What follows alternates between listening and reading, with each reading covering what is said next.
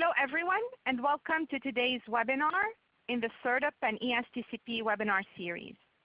My name is Rula Deep. I'm a principal at Geosyntac Consultants in Oakland, California, and the coordinator of the webinar series on behalf of CERDP and ESTCP.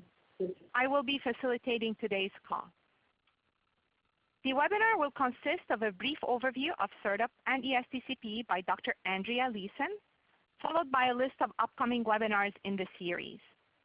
After Andrea's opening remarks, we will transition to the technical portion of the webinar. Today's event features two presentations on vapor intrusion. First, Dr. Helen Dawson, previously with EPA and currently with Geosyntac, will discuss the impact of EPA's final VI guidance on the regulated community, followed by an overview of an ESTCP project that aims to demonstrate mass flux characterization as an alternative means of VI assessment. Helen's presentation will be followed by a brief Q&A session. Second, Dr. Todd McAlary will talk about the demonstration and validation of passive samplers for VI assessment, followed by a second Q&A session. We will conclude the webinar with an interactive Q&A, including both of our speakers. Today's broadcast will be listen only. You may submit questions by using the chat box on the left-hand portion of your screen. You do not need to wait until the Q&A period to submit your questions. In fact, we do encourage you to submit questions in advance of the Q&A sessions. On this slide, we have provided a few suggestions in the event that you experience difficulties with the broadcast audio. Typically, any delay will be fixed if you refresh your screen or call into the conference line. However, if you continue to have problems, please submit a comment using the chat box in the lower left corner of your screen. With that, I would like to introduce Dr. Andrea Leeson, who is the Deputy Director of CERDP and ESTCP, as well as the Program Manager for Environmental Restoration. Andrea has been with CERDP and ESTCP since 2001.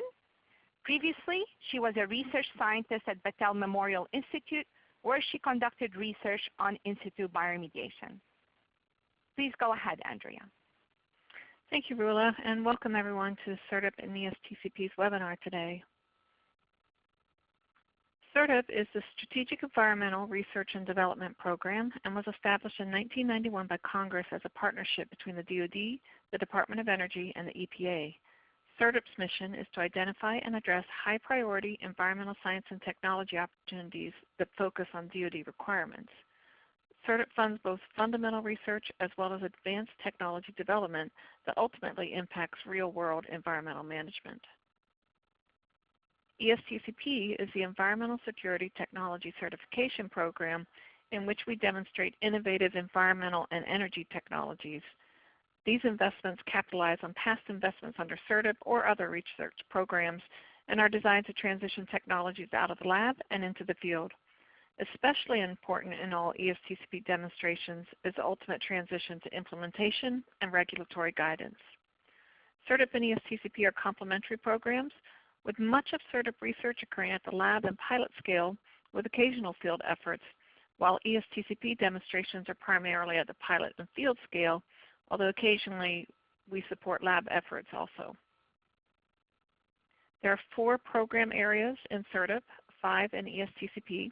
The Energy and Water Program area is only in ESTCP, while the other 4, Environmental Restoration, Munitions Response, Resource Conservation and Climate Change, and Weapons Systems and Platforms, are CERDP and ESTCP programs that are managed jointly by a designated program manager.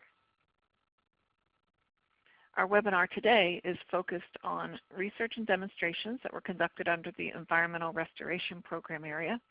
Environmental restoration has essentially 5 main areas of research: contaminated groundwater, contaminants on DoD testing and training ranges, contaminated aquatic sediments, wastewater treatment, and risk assessment. Our webinar series will be highlighting research and demonstrations from each of the 5 program areas. As you can see, our webinars will cover a broad range of topics, with upcoming topics covering chromate and hazardous material-free coating systems, to insensitive munitions, to long-term monitoring issues. The next webinar based on research and demonstrations under environmental restoration will be on January 28th and will focus on recent startup efforts on per and polyfluoroalkyl substances. You can find more information about upcoming webinars on the SERDP and ESTCP website. Registration is now live for the webinar on per and polyfluoroalkyl substances. I hope you enjoy the webinar today. Thank you, Andrea. It is now my pleasure to introduce Dr. Helen Dawson, who is a senior consultant for Geosyntac based in Virginia. Helen has more than 30 years of experience in private practice, academia, and public service. She is a recognized leader in vapor intrusion and was the primary author of EPA's draft guidance for evaluating the vapor intrusion to indoor air pathway from groundwater and soils in 2002. She also was the primary investigator and author on 2 key technical documents that support vapor intrusion assessment. Helen received her bachelor's degree from Stanford, her master's from the Colorado School of Mines, and her doctorate from Stanford. And with that, I turn it over to you, Helen. Thank you, Rula, and welcome everyone. I understand there are quite a few of you out there. I'm going to talk about mass flux characterization as an alternative tool for vapor intrusion assessment. But before I describe that research project, which is just getting off the ground, just started in September, I'd like to describe some of our main challenges in vapor intrusion assessment and what EPA's recently released vapor intrusion guidance recommends for dealing with those challenges. Those recommendations have already had some significant impacts on how we evaluate the vapor intrusion pathway. Then I'll get into describing our ESTCP mass flux project, which is number 2015 or 2015-03. I'll describe our approach and some very preliminary findings that we have acquired, and then finally describe or explain how I think those mass flux measurements could be used for risk management. So our main challenges, though, as I see it, for vapor intrusion assessment are both technical and regulatory. The 3 most important technical issues, in my view, are the known temporal and spatial variability in indoor air concentrations that arise from vapor intrusion, as well as the variability that we've observed in subsurface vapor intrusion pathway samples, like sub-slab and soil gas. Another issue is the nearly ubiquitous presence of VOCs that we're typically concerned with at VI sites in ambient air and arising from indoor sources that have nothing to do with vapor intrusion. And also the unknown but potentially significant impact of preferential pathways, particularly significant preferential pathways on indoor air concentrations. The regulatory issues that I see are really how best to characterize vapor intrusion risks in non-residential settings and how to assess short-term exposures. I'm sure you're all aware, EPA released its final vapor intrusion guidance in June 2015, and it's available online for anybody to download.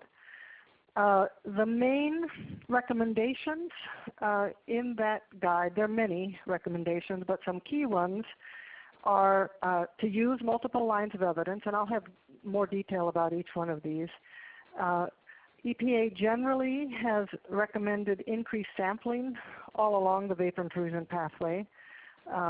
It asserts its authority to evaluate vapor intrusion in non-residential settings. As I just mentioned, it recommends consideration of significant preferential pathways, notes the ubiquitous presence of background sources, and provides some recommendations about how to consider them. And specifically, and this is not a new issue, but a new recommendation in the vapor intrusion guidance, recommendation to evaluate short-term exposure. This is nothing new in risk assessment. We've done that all along, but for TCE it has significant implications because the short-term target levels for TCE that are currently recommended are near or in some cases below the long-term cancer risks. So with that, let me get into a little more detail about the recommendations and the impacts those have had. The multiple lines of evidence approach, in my view, really is a recommendation to develop and keep revising as needed a comprehensive conceptual site model for the vapor intrusion pathway. That means we should not just consider the measured concentrations on the vapor intrusion pathway, but also consider the impact of subsurface geology. And that's what's shown here in the blue bars on the right-hand side of the slide. We need to consider the impact of subsurface geology and hydrogeology on the mechanisms that control vapor transport. It also means considering the influence of climate and weather, and even daily fluctuations in barometric pressure and temperature. And finally, consider building-specific factors such as the integrity of the of the foundation, the building HVAC operations, and occupant habits. And really, all of those are what we use to build a comprehensive conceptual site model. The recommendation to increase vapor intrusion pathway sampling basically comes from the temporal variability that Paul Johnson in his seminal research in Sun Devil Manor showed could vary by as much as 1,000-fold. So indoor air concentrations over a year's time or even longer varied by 1,000-fold. Now, we've known for at least a decade that vapor intrusion-induced indoor air concentrations could vary at least 100-fold. I think it was a surprise to many of us that it could vary as much as 1,000. Regardless, 100 is still a lot of variability. We also had learned to expect there's variability in all the vapor intrusion pathway sample concentrations. We also had observed, and Paul Johnson quantified, that the variability generally increases as we move upwards from the source into the buildings. So EPA's guidance naturally recommends increasing the number of samples and the number of sampling rounds in an attempt to evaluate that variability. The question is, though, how many samples and how many sampling rounds are needed, and can we really get a good estimate of the impacts of vapor intrusion using our conventional sampling approaches? Moving on to describe the issues, as I mentioned, EPA describes the authority it has to assess and mitigate vapor intrusion in non-residential settings, and recommends its risk-based screening levels for assessing COCs in indoor air that arise from vapor intrusion. That in itself is not a difficult thing to do, but it's led to quite a bit of confusion in industrial settings because, as I'm showing here on the slide, there's a wide range in the promulgated or recommended concentrations for indoor air when vapor intrusion is not an issue compared to when it is. I'm not going to offer, and this research project won't offer a solution for that range, but what I hope to offer is an approach for evaluating the vapor intrusion potential in commercial and industrial buildings, even where the chemical is used in the workplace, a way to distinguish what's coming from the workplace and what's coming from vapor intrusion. Whoops, I skipped a slide here. One of the other recommendations is to consider significant preferential pathways in evaluating the vapor intrusion pathway. And that recommendation has understandably led regulators to request vapor sampling of sewer or storm drain conduits and their bedding. The issue here, I think, is what constitutes a significant preferential pathway and how can we determine whether one is present. I'd like to remind everyone, and if you look here on the right-hand side of the diagram, there's a figure that shows sort of what I think of as the typical pathways based on typical construction features of a building. And the bottom graph shows what might be more unusual, broken, or compromised sewer or utility conduits. I'd like to remind everybody that the buildings in EPA's vapor intrusion database all have sewer and water utility hookups, as do most buildings in the United States. We're fortunate for that. So the generic attenuation factors developed from that database inherently include any influence of the typical utility connections. What's at issue here and what can have a significant impact is the presence of unusual or broken or somehow compromised utility connections that are likely to lead to greater impacts than we already anticipate. Moving on to background sources, as I mentioned, both the VOCs of concern at vapor intrusion sites occur at background levels in ambient and indoors at levels that can be near or above the lower end of the vapor intrusion screening levels. And the issue then is, how do we determine not just what background might be in general, but what is it for the individual building, because that really is what's important. And that's hard to do with our conventional sampling methods.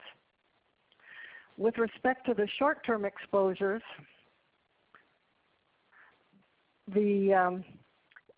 that also is difficult to determine with our conventional sampling methods, which is the few canister samples collected over time intervals of 8 to 24 hours.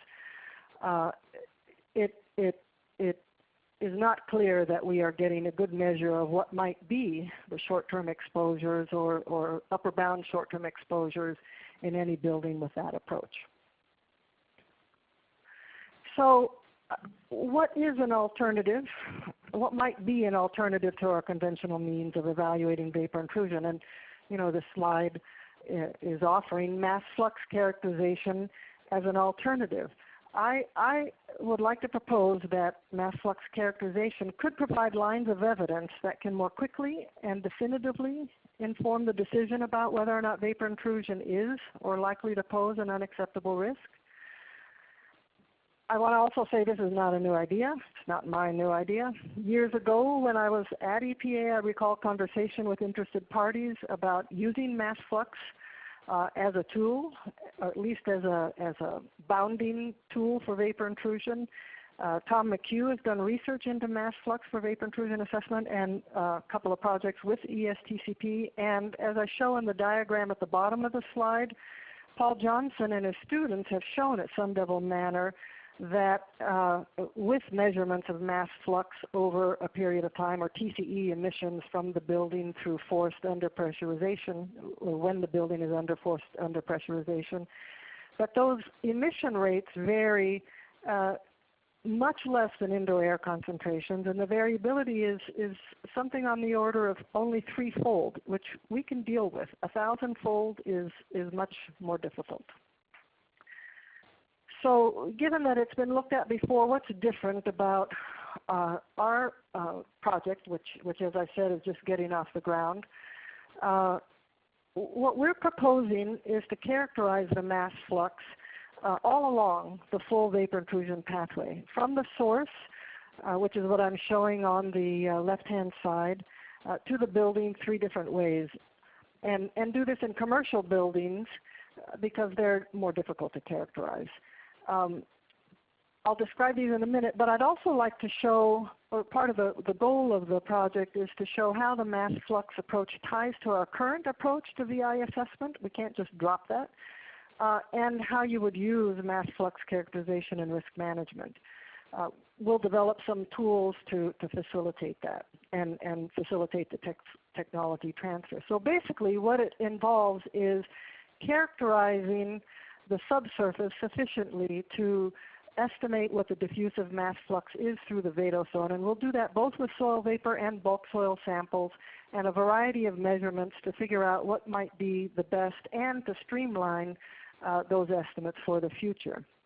We'll also determine the mass flux by doing building pressure cycling.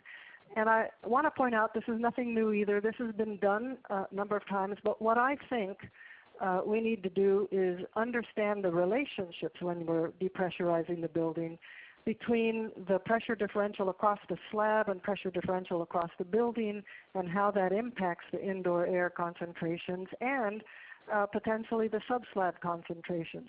Long ago, when I was at EPA, I suggested that we should approach vapor intrusion pathway sampling with the same care that we approach groundwater sampling. And I believe I said that with respect to soil gas sampling, but I think we need to treat the building the same way, actually understand what we're getting when and what the relationships are between the parameters that we measure, and figure out what is it that gives us a good measure of the vapor intrusion risk. And then finally, we will measure what the mass is arriving at the foundation by using either existing sub-slab venting systems or sub-slab testing to get at the mass flux that we can remove by venting the sub-slab. We anticipate demonstrating and validating a way to compare these alternative methods, or we'll develop and compare these alternative methods. We hope to provide data to support regulatory acceptance, and as I mentioned, we'll develop tools to transfer the technology to the DoD and anybody else. So to get into the project itself, we have selected as our first building, our first demonstration site, a small commercial building called Building 200 at the former Raritan Arsenal in Edison, New Jersey. We've selected this building because we know that groundwater concentrations are elevated under the building, and we believe they still are. The concentrations have been as high as 125 micrograms per liter of TCE. The groundwater is about 20 feet below the ground surface, and the Vadose materials are sand which facilitate vapor intrusion, or at least vapor transport through the Vadose. We also know that pre-mitigation, this building has a sub-slab venting system. The indoor air concentrations were quite high, 20 to about 60 micrograms per meters cubed, and historically the sub-slab concentrations that were measured were quite high. We also have the benefit of ongoing research through ER 2013-22, which is led by Todd McLeary. We have the benefit of mass flux measurements from the sub-slab. And we plan to get into the field to do the work we propose in this research in the coming spring. The building is a small commercial building. It's 2,200 square feet. We propose a total of 9 soil probes. 5 will be indoors and drilled to 5 foot in depth below the building, and then 4 probes will be outside near as we can get to the existing sub-slab probes, and we'll extend those to 12 and 19 feet. We'll be collecting both bulk soil and soil vapor samples.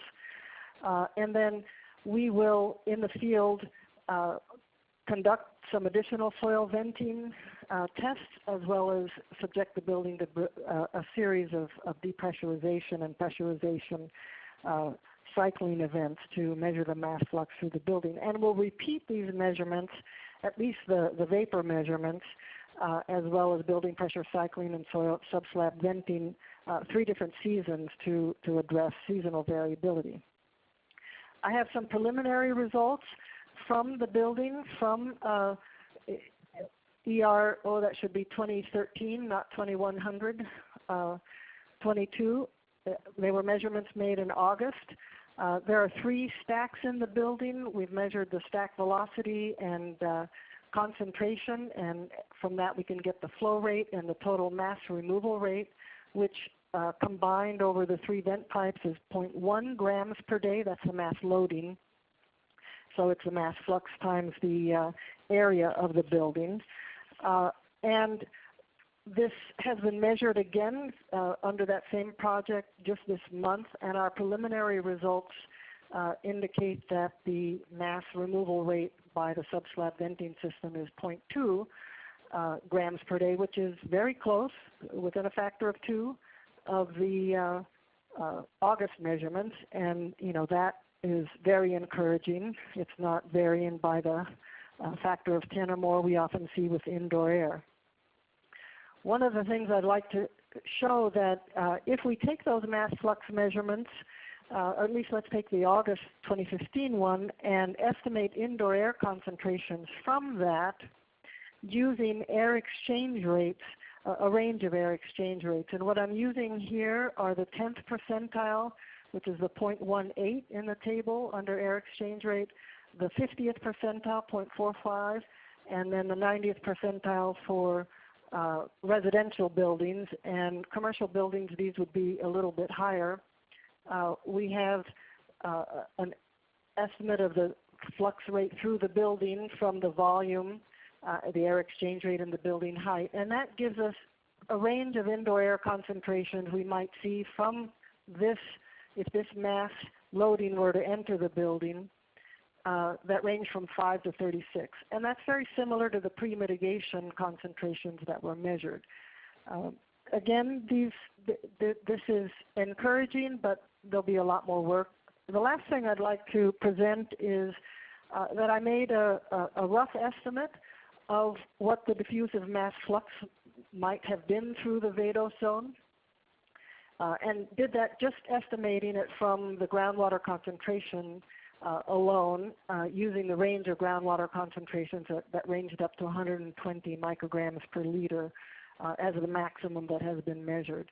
As I said before, the depth to water is 20 feet. The material between the building foundation and the groundwater is sand. I made the assumption that the concentration at the foundation is 0, which is a conservative estimate. It gives a higher mass flux, and it also corresponds well to what's happening when soil venting is going on, because that system effectively removes the VOCs at the foundation, so the concentration would be expected to be 0. If I use the effective diffusion, if I make some assumptions about the moisture content in the sand, I calculate a mass transport rate, or diffusive mass flux, times the building footprint area. I get a mass loading of 0.13 grams per day, which is similar to what has been measured. It falls in between the 0.1 and 0.2 we've measured so far. So again, I want to say I'm encouraged by these results, but of course we'll be doing a lot more work on this project, and especially a lot more work on building pressure cycling. So I'd like to move on now to how do we use this mass flux measure to inform risk management decisions, and how do we do that, particularly given that our risk paradigm is based on measurements of concentration in the medium to which people are exposed. In other words, what's the indoor air concentration? And that paradigm is not going to change. We are still going to need to address what are the indoor air exposure concentrations. So I see two ways, and again, this is an initial view. We may come up with other approaches. We may refine these. But one approach would be to calculate what might be an expected reasonable maximum exposure indoor air concentration from the mass flux, simply by taking the measured mass flux, or maybe ranges of measured mass flux, dividing that by the building volume in question, and in this case we would use a low air exchange rate, either the measured air exchange rate for the building or the low end of the air exchange rates for the building, to estimate what the conservative indoor air concentration we would see in the building. So that's one approach.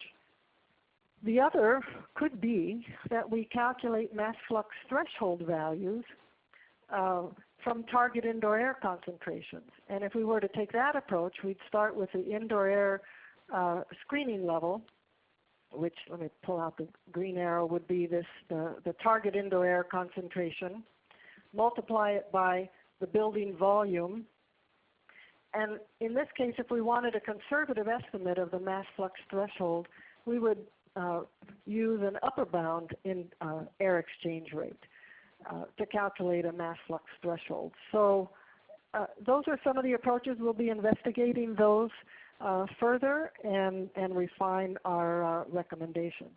So I'd like to conclude with just these key points that I think mass flux characterization has a potential to improve. Vapor intrusion assessments, at the very least, it should provide a more definitive alternative line of evidence than just indoor air sampling, or perhaps even a limited number of samples along the vapor intrusion pathway. I think that it addresses the challenges due to temporal variability, and I didn't spend much time talking about this because of time constraints, but it can also be used to help us identify whether there are significant preferential pathways by looking at the differences in the mass flux measurements that we obtain with the 3 different approaches. I think this approach has the potential to reduce the time frame for and more importantly increase the confidence in risk management decisions about vapor intrusion, and all of that should help us reduce vapor intrusion assessment costs. I just want to acknowledge some related efforts that are ongoing and have happened in the past. Ongoing, we have the ESTCP project ER 2013-22, which is a demonstration validation project to optimize sub-slab venting by measuring the mass flux in the sub-slab venting systems. We also have measured mass flux in the sub-slab systems over a number of years, although not at building 200. I'd also like to acknowledge my collaborators in this research. It's Bill Wirtz, who formerly was with the New York DEP, Todd McAlery, who you'll hear from next, and Paul Nicholson, who's an engineer that has helped develop the sub-slab sampling technique. We're also working closely with Dan Carr of Sanborn Head and Associates, who is one of the folks who called me many years ago to talk about mass flux. And then we have partners with the Air Force, Kyle Gorder, and with the Navy, Kyle Kirchner.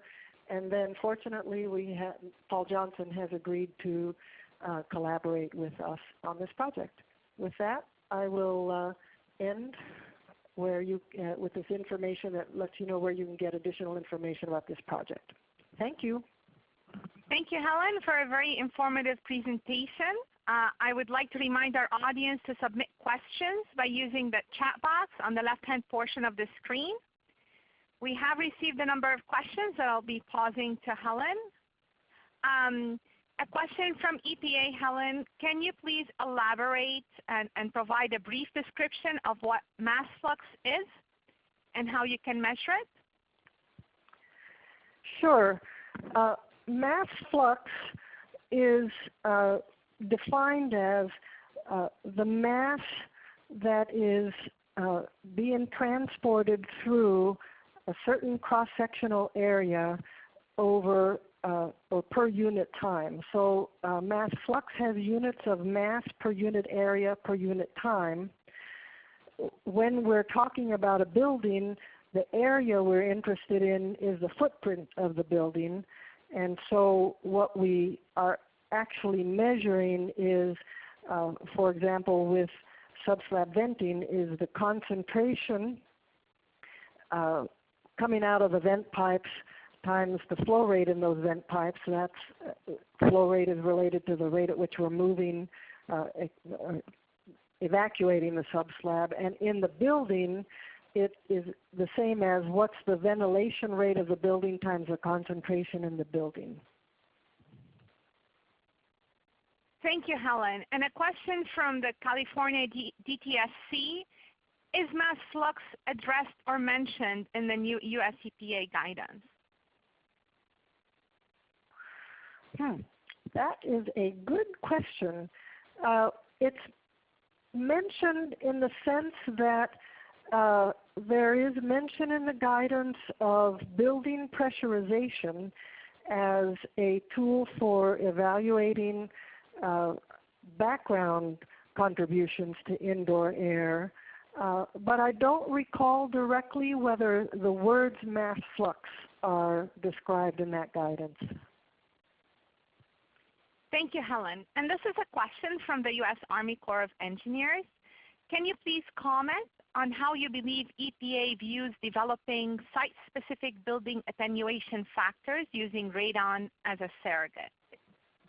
EPA has considered that, and I don't want to speak for EPA at this point. I just want to say that. So these are my own personal views because I don't work for EPA any longer.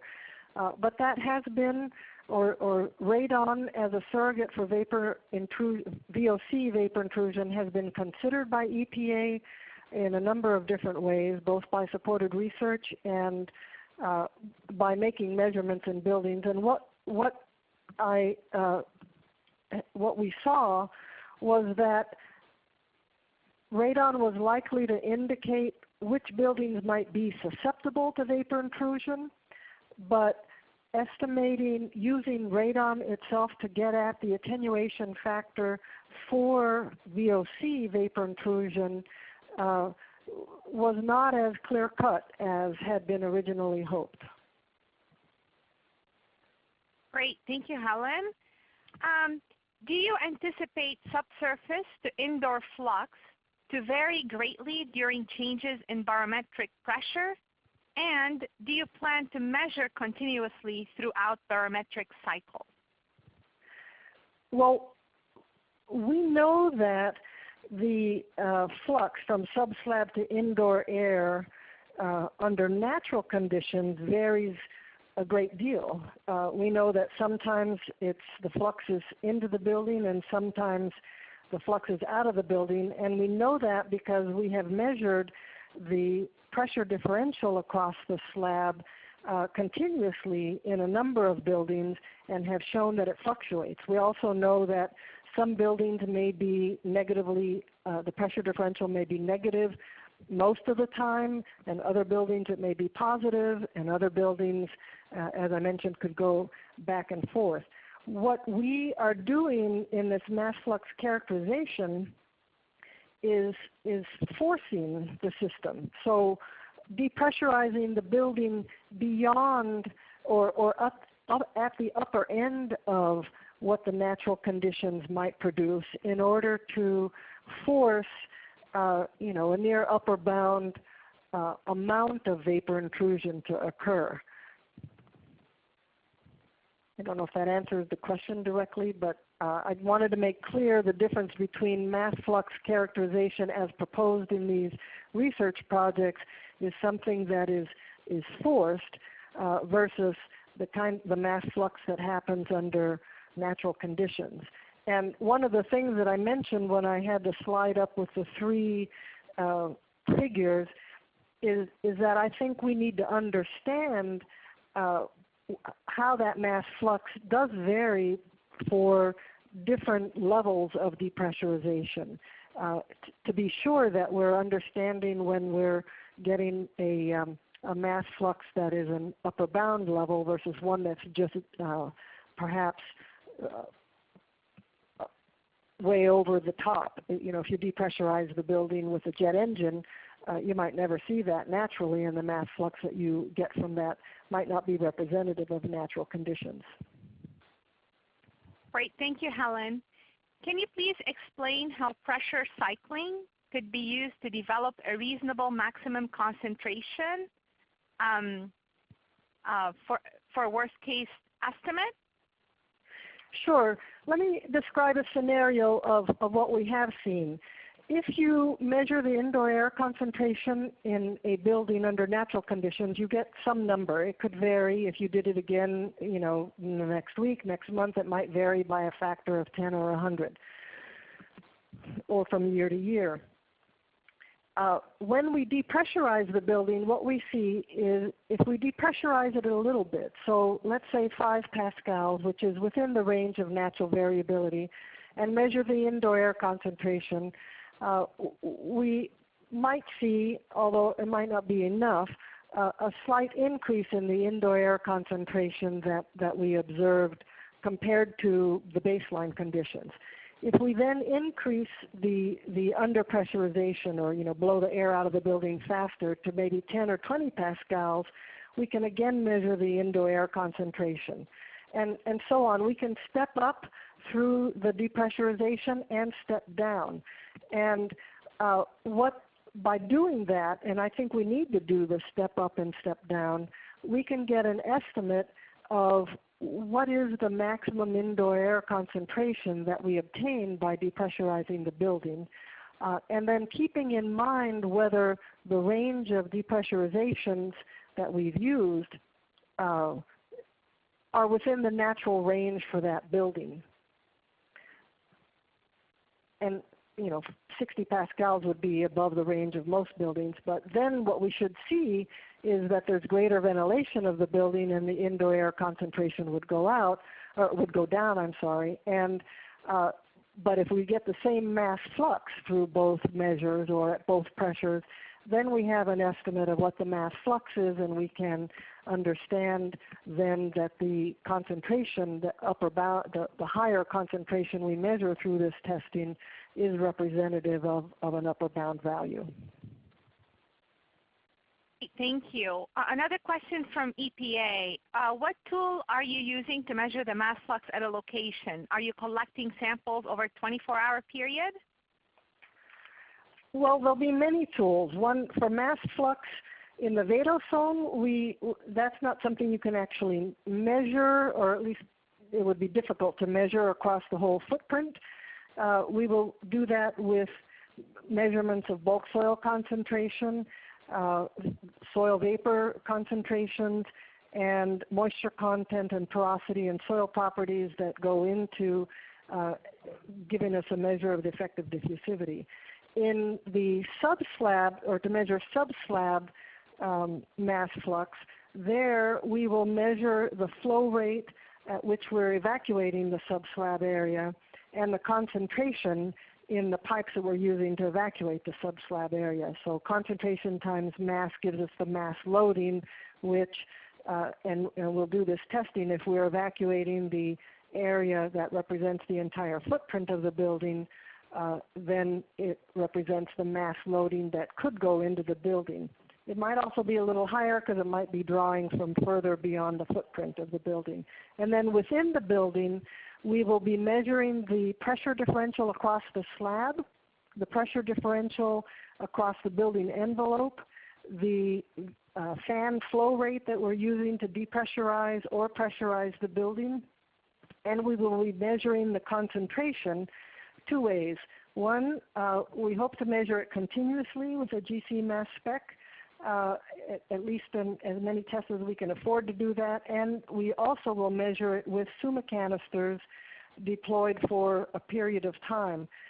Because we believe that mass flux doesn't vary temporally as much as indoor air concentrations by themselves under natural conditions, it's not necessary to sample it over 8 hours to get a time-weighted average. The forcing mechanism gives you a more consistent rate. However, we will have the continuous measurements of indoor air to demonstrate that.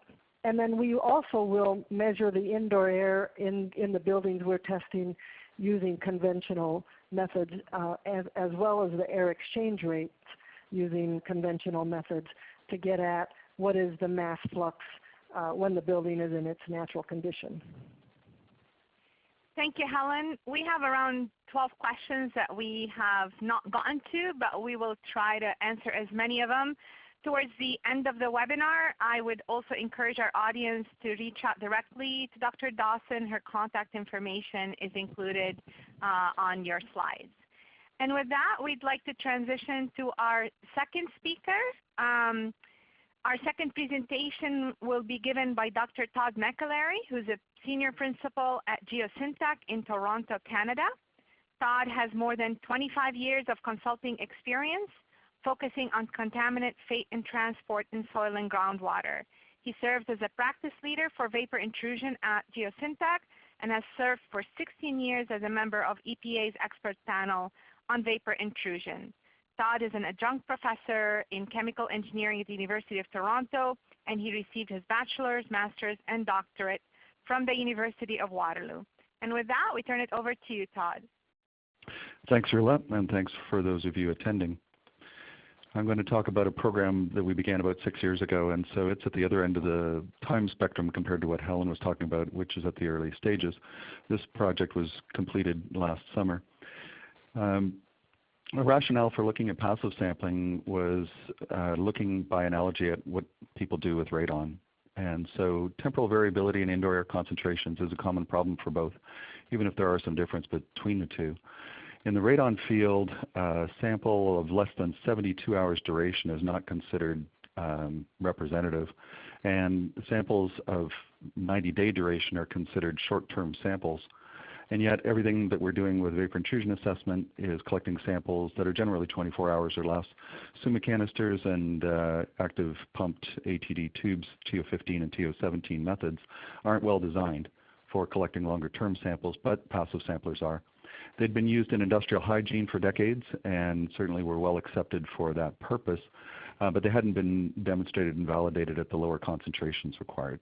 So we set up a program of laboratory and field testing, collected performance data that we hope will support regulatory acceptance of the technologies, and I'll talk a little bit today also about the applications. Addressing temporal variability is the goal of any time-weighted average sample. So if you collect over some period of time that you're interested in, then you'll tend to get less variability than if you collect over shorter durations. So we may be interested in durations as short as 24 hours or 21 days if we're looking at acute effects like TC and fetal heart malformation, or if we're looking at cancer effects, what we're really looking at is a 30-year exposure or a 25-year exposure scenario. Nobody has the patience to collect a sample over 25 or 30 years, even if we had the technology. But we can collect samples over 3 days, 5 days, 7 days, 20 days, and longer durations to try to minimize variability from diurnal effects, wind and weather effects, and other things that tend to cause variability in the indoor air concentrations. The lower the variability, the more definitively we can make answers with the data that we collect. So as I mentioned, we wanted to look at lower target concentrations. We wanted to look at the three media that are most commonly measured, indoor air, outdoor air, and soil gas, and collect sufficient data for regulatory acceptance. So we had a pretty comprehensive testing program of laboratory and field testing, in each case with comparisons directly to established methods. You probably have all seen the slide before from Arizona State University. Thanks to Paul Johnson for this. This is indoor air concentrations for trichloroethylene measured at the Sun Devil Manor Research House, and you can see a high level of variability. And I think Helen touched on this. The regulatory approach is, that's not really a problem, just collect enough samples for a statistical analysis. That can get expensive. The radon approach is collect longer term samples, and we may want to do more than one different line of evidence. This is not being put forward as a silver bullet, but let's look at passive sampling and what passive sampling can do. So we did a review of passive samplers that were available in the marketplace and came up with the OVM 3500, the SKC Ultra 2, the Radiello, and then passively deployed automatic thermal desorption tubes or ATD tubes and the Waterloo membrane sampler. These are all different in terms of their size, their uptake rates, the sorbents, the medium of uptake, and their method of analysis, whether it be solvent extraction or thermal desorption, followed by GCMS. The equation at the bottom shows basically how it works. The concentration, C naught, that is average over the period of time of exposure is simply the mass, M, that's measured by the laboratory, and laboratories measure things pretty accurately, divided by the uptake rate and the time. Now the time is measured by the field crew. When they deploy the sampler, there may be an uncertainty of a minute or so, and when they retrieve it, it might be a minute or so, uncertainty in the measurement of the retrieval time. But if it's deployed over the course of a week, that time value is also known very accurately. So if the mass and the time are known accurately, really the only thing you need to know accurately is the uptake rate in order to be able to get a good time-weighted average concentration from a passive sampler. So the uptake rate is basically calibrated through controlled laboratory testing.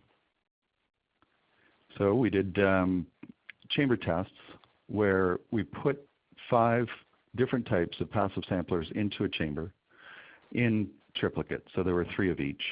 And we exposed these chambers to 10 different volatile organic compounds so that we were looking at a range of different compounds. We had chlorinated ethenes, ethanes, and methanes. We had hydrocarbons. We had aliphatics and aromatics. And we threw in methylethyl ketone and naphthalene because we expected them to be somewhat challenging, and we wanted to challenge the samplers. We tested them at different ranges of concentration, phase velocity, temperature, relative humidity, and sample duration. So in total, we had 24 chambers, 5 samplers each, 3 replicates, 10 chemicals, giving us 3,600 data points. I can't show you all that, but I can refer you to the report if you're interested in all the gory details. But what I'm going to do is just show you an example. This is trichloroethylene and tetrachloroethylene, PC and TCE. And what I'm showing is just the center point results. So these were samples collected at the center point of our variables. So our duration was 4 days. Our velocity was 0.23 meters per second, which is about the average ventilation rate for a building. And the temperature was 22 degrees, again, pretty much what indoor air is usually controlled to be. We had a concentration of 50 ppb for our 10 analytes, and our relative humidity was 63%. So there were 8 chambers. Each in triplicate gives 24 measurements by each of the samplers, and these are box and whisker charts that show with the box the 25th to 75th percentile values, and the whiskers are the minimum to maximum. On the left-hand side of each of these two charts are the active samples collected and analyzed by EPA method TO17. And then the various passive samplers move across to the right. Our control lines of -25 to +25% are accuracy that would be acceptable if it was duplicates of the same sample by the same laboratory. These measurements were made using different methods in different laboratories, so there's some variability there. But you can see that the passive samplers in general don't have a lot of scatter. The difference between the minimum and maximum values are generally pretty small. And the accuracy is comparable between the various different types of samplers. One thing I'll draw your attention to is that we had 2 different sorbents for the ATD sampler. We had Carbopac B and 10X TA. And you can see that there's a difference in the result for TCE and a difference in the result for PCE, just attributable to the fact that we had 2 different sorbents for those samplers. So sorbent selection is important, and I'll talk more about that in a minute. Overall, the total number of tests was normalized so that we took our passive sampler concentration and divided by the active sampler concentration. If the passive sampler gives exactly the same concentration, the ratio of the two will be 1.0. So you can see that some of the numbers are slightly higher than 1, some of the numbers are slightly lower than 1. That's within the range of variability that we typically expect. We had a criteria accounting for typical RPDs plus inter-laboratory variability of plus or minus 45%, and everything that met that is shown in green. You can see that there are some differences from one sampler to the other in terms of which compounds worked well and which ones didn't.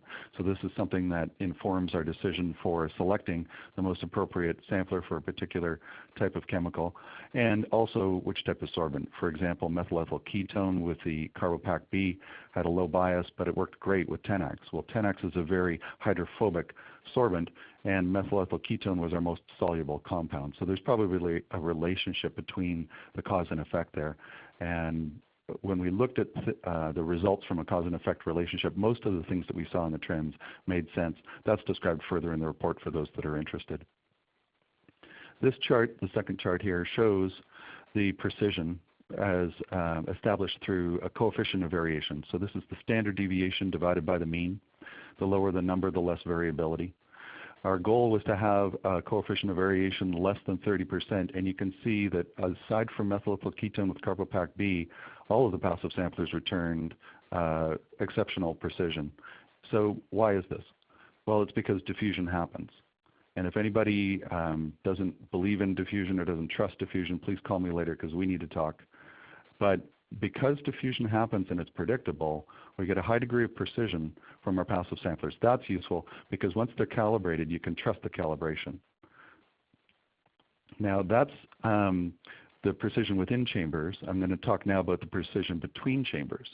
So for chambers that had different temperature and humidity and phase velocity and other variables, there is an additional amount of variability imposed on the passive sampler measurements. So they are sensitive to their environmental conditions. If you're worried about that, you can always field calibrate them by collecting side-by-side samples to get an uptake rate that's calibrated to the field conditions. Fortunately for indoor air sampling, which is what we're mostly interested in, climatic conditions are generally controlled through heating and ventilating and air conditioning systems to be within a fairly narrow range of temperature and phase velocity and other factors. So it's not that big a problem for indoor air sampling, it's more of a concern for outdoor air sampling. We also did testing at high concentrations to evaluate passive samplers for soil gas sampling. Our apparatus is shown here. We made a mixture of zero gas and the 10 VOCs that were stored in another cylinder and bled them together through a mass flow controller to get concentrations of about 1, 10, and 100 parts per million. So orders of magnitude higher than the range that we looked at for the other chamber tests, which were intended to be for indoor air sampling evaluation. For soil vapor, we maintained only a high humidity because soil vapor is always humid, and a more constant temperature because temperature variations in the subsurface are muted by the heat capacity of the Earth. And we worked with only 30-minute samples because you don't need to leave the samples as long when they're exposed to a high concentration to get enough mass on them for the lab to be able to report it. And we did test at both very low velocities and also a zero velocity to see what effect flushing of vapors through the column would have on the sampler results. And again, I'm not going to show you all of the data, but here's some data from the tests conducted at 10 parts per million. And again, they're normalized so that the C over C naught is the passive sampler concentration divided by the active sampler concentration, in this case, semicanisters. And you can see that most of the results fall pretty close to our goal of 1.0, some slightly above, some below, and generally all within about a factor of 2, with the exception of methyl ethyl ketone in the 3-MOVM and SKC samplers. And again, we included methyl ethyl ketone because we expected it to be a challenging compound to analyze. So we did field testing, which included soil gas sampling, indoor air sampling, sub-slab sampling, and outdoor air sampling, and we did this at a number of different sites. And our program extended over the course of a few years, and each time we collected some data, we looked at it long and hard to try to make sure that we got all the information we could from each field sampling event so that we could improve things for the next go-around. What was particularly challenging is the soil gas sampling because at the time we began the research, conventional wisdom was that soil gas samples could not be used to quantify concentrations in the subsurface, but that you could use them only to look at the relative mass of one compound versus another, or one location versus another. And we wanted to see whether or not we could get quantifiable concentration results. Our indoor air data generally followed trend of strong comparison between the passive samplers and the semicanisters. In this case, it's an XY chart where the passive samplers are on the vertical axis, semicanister data on the horizontal axis, and you can see most of the data follow along trend lines from the lower left to the upper right as they should, with slopes pretty close to 1, almost indistinguishable from 1 visibly. And we had R-squareds in the 80% to 95% range, or 97% range, which are quite good for field data collection. One sampler showed a little bit of blank contamination, so lesson learned here: when you use adsorptive sampling techniques, you need to include trip blanks in your sampling protocol, because if contamination of the media occurs during shipping or storage or handling, the trip blank samples will identify that for you. Not included in this chart are conditions where we had poor retention by chemicals that are very weakly sorbed, being used with sorbents that were not strong enough, and I'll talk more about that in a minute. With respect to soil vapor sampling, here's some data from outside a building at Naval Station Jacksonville, with probes 3 to 4 feet deep in a beach sand in Florida, basically, with exposure durations of 20, 40, and 60 minutes. Each sample was collected with a semicanister sample on a 1-to-1 basis. So what you're seeing here are concentrations of 4 different analytes: trichloroethylene, tetrachloroethylene, 1-trichloroethane, and cis-1,2-DC, 1,2 and 1,1-dichloroethene. So with the various samplers, we got good results, and we had regression coefficients, again, with slopes very close to 1 and correlations in the 80 to 95% range. So this is a better correlation than we've seen previously with soil vapor sampling, and we saw similar results with sub-slab sampling, which is shown on the next slide. This is a slightly higher concentration range. The previous slide was about an order of magnitude lower concentrations. But again, for those samplers that were small enough to fit in a 1-inch diameter hole with a low uptake rate variety available, we got very good correlations. Now the reason for this is that we specifically designed the sampling to use low uptake rate samplers. So shown on the right-hand side, we've got low uptake rate varieties of the Waterloo membrane sampler. Shown here, it's got a smaller opening than the one beside it. The ATD tube sampler, we put a cap on it that's got a small opening to reduce the uptake rate. And the Radiello has either a white body or a yellow body. We use the yellow body because it provides lower uptake rates. They might not have been quite as low as we want, because you can see some of the Radiello results are a little bit lower than what we would have hoped them to be. And so this is just an indication that if you have too high an uptake rate, you're pulling chemicals from the environment faster than they're being replenished. And so the sampler is basically scrubbing its environment. And when it does that, it results in a low bias, or concentrations lower than they should be, which is referred to in passive sampling as the starvation effect. And I think this has been the reason previously that soil gas sampling had not provided very good correlations, because we had to go through some mathematical modeling and a bunch of field testing in order to figure out that the low uptake rates were required in order to get these quantitative results. And what we believe is that you need to have an uptake rate that's lower than the rate of diffusive delivery through the soil surrounding. So we did calculations of the diffusive transport through soil to come up with the uptake rates to make this work. And well, you can see the results. It works. We also did temporary passive sampling without installing basically a well to deploy the passive samplers in, and just use a hammer drill to poke a hole in the ground.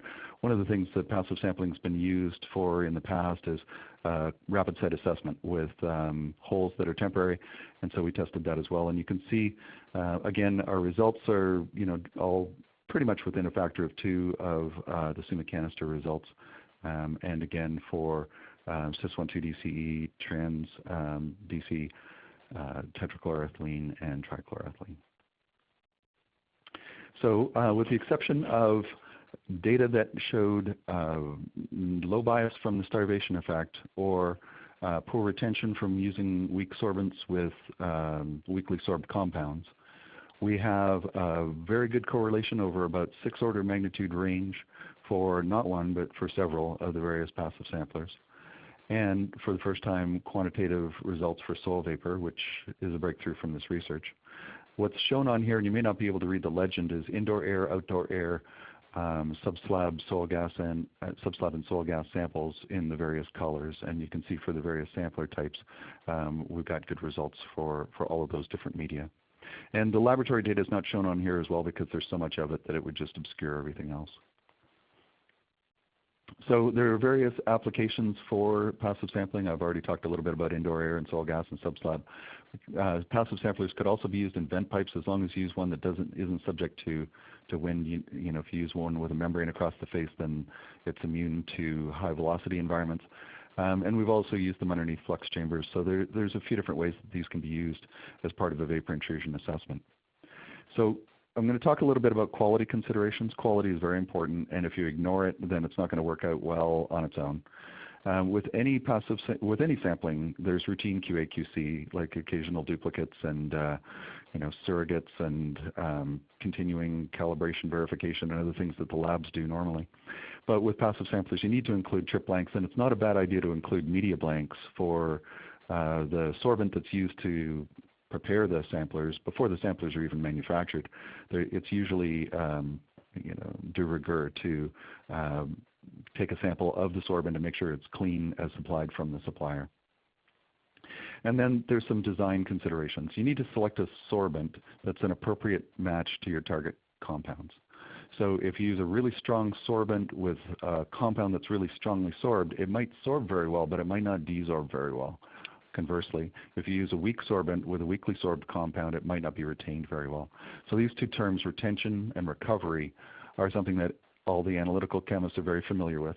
And you should have a conversation with your analytical chemist before you're using any kind of absorptive sampling technique. Now, what they will do with method TO17 is look at published studies for recovery, and they might say, well, for something heavy like naphthalene, you might not want to be using a really strong sorbent like carboxin 1016. You might want to use something weaker like 10xTA. And then for retention, what they normally look at is published values for the safe sample volume. And the way those are derived is that a tube is dosed with a certain mass of a particular chemical, and then air is blown through. And they blow through a little bit, and then they analyze a tube, and they blow some more air through another tube and some more through another, until eventually they show whether or not the compound is retained on the sorbent. So they know what volume can safely be sampled. We're not actually purging any volume through a tube when we do passive sampling, but what we found was if you take the product of the uptake rate and the sample duration, which is got the same units as volume, and it's in the denominator of that equation that I showed earlier on. So concentration is mass divided by volume. In our case, uptake rate times time. we're calling that an equivalent sample volume. And when we compare that to the safe sample volume, it was only those cases where the product of the uptake rate and the sample duration was much greater than the safe sample volume that we had poor or low bias, which we attributed to poor retention. Now you want to select a duration for the sample to achieve reporting limits that are lower than your screening levels. The longer you leave the sampler, the lower your reporting limit gets. And what's nice about that is that you don't have to pay a premium as you do with TO15 analysis. You also want to select a sampler that has an uptake rate that's low enough to avoid starvation but high enough to achieve your reporting limits within a reasonable period of time. So there's a bit of work involved in deciding which sampler you're going to use and which sorbent you're going to use and how long you're going to leave the sampler before you start a field campaign. But once you've done that upfront work, the samplers behave in a reproducible fashion. And as I mentioned, you can always field calibrate it if you want to have the highest levels of accuracy. So then the question becomes, how do we move forward? Do we want to continue to do everything with SUMA canisters? They're large and bulky, so they cost more to ship, and you usually even have to get larger vehicles if you're doing a large field campaign compared to passive samplers. I'm not saying that we should throw the SUMA canisters out. We still use them for field calibrating the passive samplers and other things. And there are certain chemicals that are better suited to analysis by SUMA canister than by passive samplers. But we could probably increase the use of passive samplers and use them as part of the tool in the toolbox. And in conclusion, I'll just say there are benefits. They have simple protocols, which means usually less operator error. They're easier to ship, handle, and use, so that provides for a lower overall cost, particularly as you get to larger and larger numbers of samples. You can integrate over time to manage the temporal variability. You can get lower reporting limits with no premium cost. They have precision and accuracy that's mostly comparable to active samplers, or you can select a sampler that will give you, a better result for a certain chemical if you have some knowledge of how they really work. And they've got a long history in industrial hygiene. The limitations, I think I've gone through retention and recovery, starvation, calibration, and contamination, which are all avoidable through careful selection of your sampler, your sorbent, and through QA/QC. And all of this, I think, has been fairly well documented to support regulatory acceptance, and most of the regulators that I've spoken with find the passive samplers to be acceptable. I'd like to acknowledge funding from ESTCP and the Navy through the NESD program, the Army Corps of Engineers, the Ontario Ministry of Environment, Anadarko Petroleum Corporation, and Geosyntec, and give a shout out to my collaborators who are listed here as well. And I will finish now with the contact information for the final report, which is available online, and my contact information if you have more questions. Thank you. Thank you, Todd. We've received a lot of questions. First question from the California DTSC. Can you please discuss passive sampling when there are multiple chemicals present? Well, if there are multiple chemicals, then the sorbent selection process needs to go around the block more than once. So if you have, for example, something very light and something very heavy, you might not have a sorbent that works well in terms of retention and recovery for both. So you do need to look at that. What we found normally with vapor intrusion investigations is that there's a certain number of chemicals that are present in the subsurface, and usually we have some advanced knowledge of which chemicals are there. And we also have some advanced knowledge of their relative concentrations. And so we normally go through a process where we identify which chemicals are most likely to be the risk drivers and try to focus the selection of the sorbent to be best tuned to those chemicals. Fortunately, it's often things like benzene and trichloroethylene and tetrachloroethylene, which are about in the sweet spot. Vinyl chloride is a little light and it doesn't absorb as well, but vinyl chloride also degrades aerobically, and I've seen very few sites where vinyl chloride has been an indoor air issue. It usually degrades in the Vadose zone. And then for heavier compounds like naphthalene, it's not a problem, but you just need to have a less strong sorbent than you might need for some other things. And then you can get to passive sampling for much heavier compounds, but I've yet to see sites where PCBs and other things like that really posed an inhalation risk in indoor air through the vapor intrusion pathway. I think that kind of goes around the block. If you want more details on that, call me. Thank you. You've managed to answer two questions in one, because there was another question related to why vinyl chloride is missing from these studies. So thank you, Todd. A second question, can the difference in concentrations between high and low uptake passive samplers be used to estimate the effective diffusion coefficient in soil? I think the answer is maybe. The high uptake rate sampler will attain a certain amount of mass that's limited by the rate of diffusion through soil. The low uptake rate sampler will attain a certain amount of mass that's limited by the restriction of the uptake of the sampler. And if they both end up with the same amount of mass, then you can say that the diffusive supply was equal to the uptake rate of the sampler. And, but if you can show that the high uptake rate sampler got more mass, then you can say for sure that the low uptake rate sampler wasn't starved, as long as they're not both in the same hole at the same time. Thank you, Todd. Can you please tell us whether the uptake rate by passive sampler varies by ambient pressure and temperature? And just some context on this question. It relates to the location of the cities involved. So for example, at Denver, if you're at 4,000 feet, does a lower ambient pressure impact your calculations and measurements? You can look at the effect of both because free air diffusion coefficients can be calculated for different temperatures and pressures. There's equations for that. So you would be able to apply a correction factor if you're interested in doing that, or you could also do a field calibration if you felt like you were going to be in a condition that was quite a bit different than what the sampler was calibrated for. But what I would do is I would start off with a calculation, and if it shows that the effect is going to be 1% on the accuracy or 2%, it's really immaterial because, you know, as try as we might, we can't be 100% accurate with our measurements. You know, usually there's 5% uncertainty even with the best laboratories.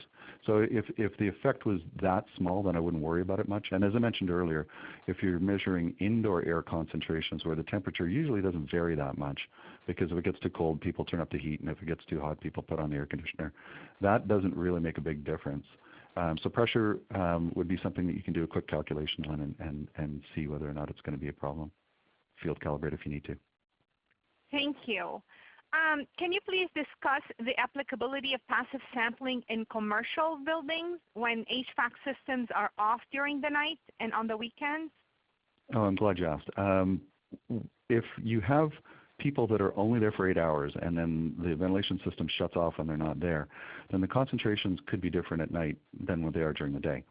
So all you need to do then is put the passive sampler back into its shipping container, because they all come with shipping containers that are inert and intended to protect them from becoming contaminated during shipping. So you just pop them back into their container and, you know, screw on the cap and ziplock the bag, and they're basically protected overnight. The next morning you just open them back up again. Anybody who can use a Ziploc bag and, you know, a screw cap can do this. So not even like you need to send expensive field personnel out to do the sampling. And that's one of the good things about passive samplers.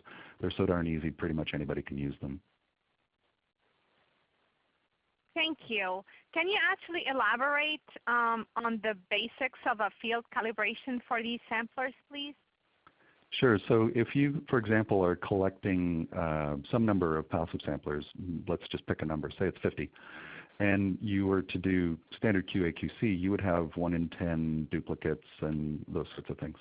Well, if you have your duplicates include samples by another method, for example, some TO15, SUMA canister samples, then you get a result with the SUMA canister and you get a result with the passive sampler, and you can use the result from the SUMA canister to basically calibrate the uptake rate for the passive sampler. Now, if you do that on 1 in 10 samples, all the other ones that are deployed under similar conditions can use the same calibration because the reproducibility of the passive samplers is so good. The challenge with doing this is collecting the SUMA canister samples over the same duration. So when we did this for our research, we would typically have as low a flow controller as we would get, which would still result in samples collected over 24 hours or 72 hours at the most for the SUMA canister, although I hear that they may be even getting better now for longer samplers. And then we would daisy chain 2 or more SUMA canisters together to make for a larger equivalent volume. And once you go through that aggravation, it's a bit tedious. But if you want to have that additional assurance of field calibration, it can be done. Great, thank you, Todd. And one last question for you from EPA. Can you please discuss how you would handle, monitor, and account for back diffusion of the passive samplers? Back diffusion will happen if the sampler isn't doing what it should do, which is retain the chemicals. So in an ideal world, you're selecting a sorbent that's strong enough that every molecule of any particular chemical that gets into the sampler stays there. So this is one of the reasons why I cautioned against leaving the sampler for such a long period of time that the product of the uptake rate and the sample duration gets larger than the safe sample volume for a particular chemical on the selected sorbent. And when you do that, we did field sampling, and none of the samplers showed poor retention when that criteria was met. The other thing you can do is use a stronger sorbent. Anasorb 747 is basically a version of activated carbon, or it's got that strength, and it has much greater capacity as a result. But you can't just put that into a tube and thermally desorb it into a GC. You use carbon disulfide to extract the chemicals from it and then inject the carbon disulfide into the GC. And when you do that, you lose a little bit of sensitivity because you don't put all of the carbon disulfide into the instrument, just an aliquot of it. So that can be managed by just leaving the sampler for longer to get more mass on it in the first place and still result in a detectable amount in the laboratory. Great, thank you, Todd. I'd like to pose some questions to both you and Helen now. So maybe starting with you, Todd, can you comment or try and imagine how the technologies that both you and Helen described today would be best used in the future? Well, passive sampling, I think, has a place in long-term monitoring. We've used the passive samplers for monitoring vent pipes so that we can look at the mass flux coming out of mitigation systems. We've used it for some preliminary screening when you're looking at, say, some number of buildings and you just want to get an initial indication as to which ones might have a bigger problem than others. Passive sampling was used at one of the largest vapor intrusion assessments north of the border in Cambridge, Canada, where 400 houses were monitored with the OVM 3500. So you can use it for broadcast sampling. I know personally when somebody comes to my home to say, we'd like to come into your home, we're from whomever and we're here to help, I'm always a little bit reluctant. I haven't cleaned my basement lately or whatever. But if somebody were to come to my front door and say, here's a passive sampler, all you have to do is open it up and leave it for a week and then put it in this mailing container, ship it back to the laboratory, and we'll tell you what your indoor air quality is like, I'd say, sure, give me one of those, and thanks very much, see you later. So there's a bunch of different ways that passive samplers could be used. Our goal for this research was really to just demonstrate, what quality of data we can get from them and provide information to others so that anything that could affect the quality would be identified beforehand and minimized through good sample selection and design. Thank you, Todd. Helen? Sure. Well, with respect to the mass flux characterization, I would consider it a success if the approaches we are proposing or some subset were used as a line of evidence that more definitively determined whether vapor intrusion is likely to pose a risk in a building. And that has benefits both for the short term and the long term, and I think can do a better job than indoor air sampling just by itself, which we know whenever we sample we're going to end up most likely, the probability is lower end of the indoor air distribution.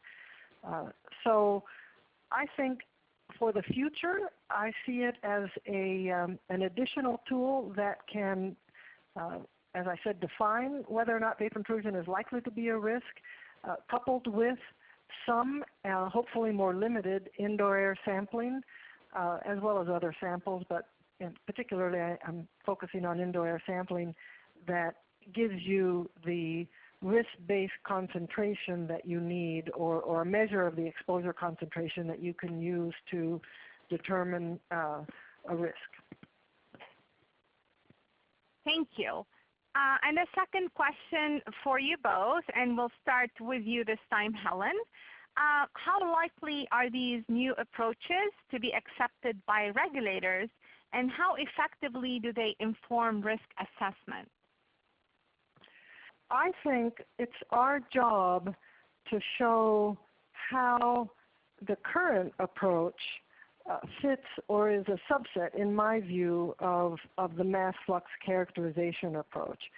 And I hope that because I was involved in, as I'll say, in developing the current approach based on attenuation factors and generic attenuation factors as a way of screening buildings, that I understand that approach very well, and will aim to show how they're complementary and how the mass flux approach does a better job of dealing with our major challenges, which are the temporal and spatial variability, as well as defining background sources and the impacts of preferential pathways.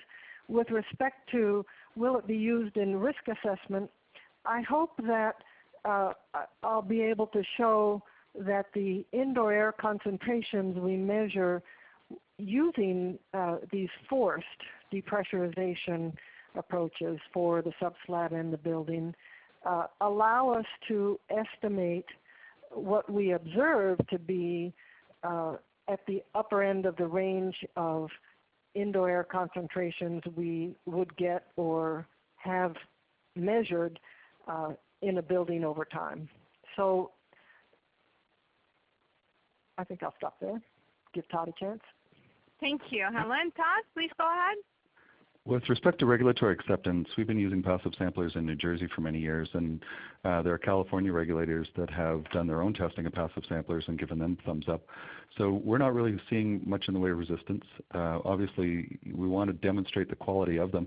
And much like when people started using passive diffusive bag samplers for groundwater sampling, some side-by-side testing helps with that. With respect to information, I would say that they inform us much the same way as industrial hygienists are informed by passive sampling and their use of them for the past couple of decades. If you've got a compound for which you're looking at a short-term exposure limit or a ceiling level, then you have a continuous monitor, and when it goes above that level, you get an alarm. But if you're looking at a time-weighted average, 8-hour worker exposure, then you use a sampler that collects data over that period of time. So for carcinogens and the chronic effects, passive samplers are ideally suited. For the short-term effects, there's still the question of, well, if you collect a passive sampler over 10 days, how do you know that any one day wasn't bad? So let's go through that. Let's say you got 1 microgram per cubic meter as the concentration in a passive sampler over 10 days. The one thing you could say is there could have been no day with more than 10 micrograms per cubic meter. Even if all the others were 0, you would still average out to 1 microgram per cubic meter in that scenario. So you can say something about the short-term exposures, but it's not really what the passive samplers were designed to do, and it's not their sweet spot.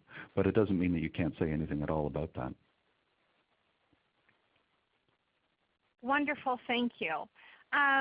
A few questions for both of you, and I'll call on each of you, and I'd like you to answer. Starting with you, Helen. Is mass flux a good candidate sampling strategy for vacant land planned for development? And this is a question from Lenny Siegel. I saw that come across. That's a good question, Lenny. Because there's no building on vacant land, then obviously we can't do the building pressure cycling or the sub-slab testing, although we have put forth as proposals for research some sort of surrogate slab that might serve as a surrogate building. However, what we aim to show is the relationship between, in the research that I'm describing, the relationship between the mass flux that we can measure, estimate, calculate, and we'll use a variety of ways through the Vadose zone, and how that relates to what we see in actual buildings above, where buildings exist. And so if those relationships are well defined, if the relationship between the Vadose zone, diffusive mass flux, and what we see in the building can be well defined, then I think for future use for vacant land, we can use the diffusive mass flux in the Vadose zone tools that we develop as part of this research to inform the potential for vapor intrusion for development. Thank you, Helen. And Todd, a question for you from our European colleagues. where can the analyses for passive samplers be conducted by commercial labs if available in Europe? Well, as a matter of fact, the first people that I saw using passive samplers were from Europe. Derek Crump was one of our team members, and he was originally with the Building Research Establishment in the UK, but has since moved on to Cranfield University. He wears the ATD tube sampler in his shirt pocket as his worker exposure characterization, and that's how I first learned about these passive samplers. There's several of them, and I don't have a list at my fingertips, but if you want to send me an email, I'll put you in touch with Derek, and also with Paolo Sacco at Fondazione Salvatore Maghetti in Padova, Italy, who was the, I guess, front person for the Radiello sampler, which is also used extensively through Europe. Wonderful. Well, thank you both, Scott and Helen, for wonderful presentations and solid responses to the questions that we have asked you. I'd like to remind our audience that our next webinar is in 2 weeks on Thursday, January 28th, and it will focus on per and polyfluoroalkyl substances, or PFAS. This webinar will feature 3 speakers: Dr. Stephen Termas from the Air Force Civil Engineering Center. He is the chief of the BRAC division. Dr. Jennifer Field from Oregon State University, and Dr. Chris Higgins from the Colorado School of Mines. Dr. Termas will provide an Air Force perspective on PFAS management issues, while Drs. Field and Higgins will describe results from their CERDP-funded project. As Dr. Leeson mentioned earlier, registration is open for this webinar, so please visit the CERDP and ESTCP webinar webpage to register for this event. Before we conclude, I would like to remind you that both the audio and a copy of the presentation of today's session will be archived on our webinar webpage in case you would like to refer to them in the future. At this time, we would really appreciate it if you could please take a moment of your busy day to complete the survey that will pop up on your screen. This concludes today's webcast. Thank you.